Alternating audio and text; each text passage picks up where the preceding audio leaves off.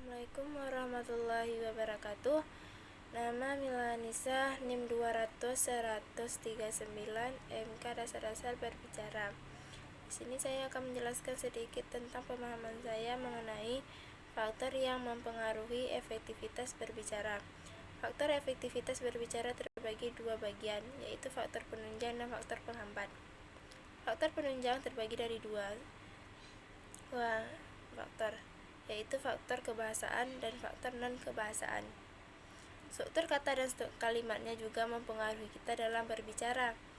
Ketika kita memberikan pesan atau informasi kepada orang lain, ini juga mempengaruhi struktur kata yang kita sampaikan biasanya. Kalau kita menggunakan struktur kata dan kalimat efektif, ini akan menyampaikan situasi formal. Kalau kalimat yang pendek-pendek, ini situasi non-formal.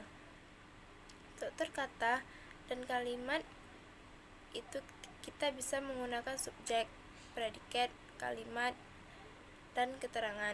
Di dalam sebuah kalimat minimal harus ada unsur sebuah kalimat, subjek, predikat, dan situasi formal. Tetapi dalam situasi non-formal boleh kita menggunakan predikat, keterangan saja, tidak harus lengkap.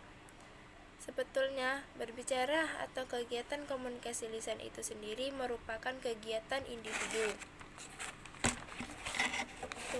Dalam penyampaian pesan secara lisan kepada sekelompok orang yang biasanya kita sebut juga audien atau majelis. Kedua adalah faktor pembicara, itu adalah faktor penghambat. Faktor penghambat yaitu ada kalanya proses fisik, faktor media, dan faktor psikologisnya. Yang pertama adalah faktor fisik. Adalah di mana pada partisipan sendiri dan juga faktor dari luar partisipan.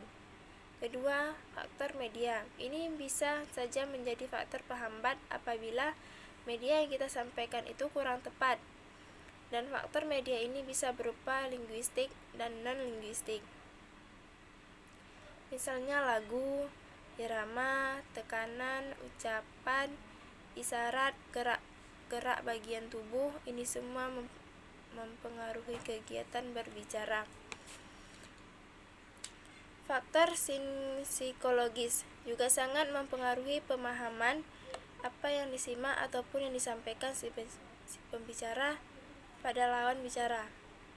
Dan faktor psikologis ini sebetulnya kondisi kejiwaan partisipan ketika kita berkomunikasi dengan kita, misalnya dalam keadaan marah, menangis, atau sakit. Ternyata ini sangat mempengaruhi ketika kita menyampaikan pesan dan informasi kepada orang yang bersangkutan.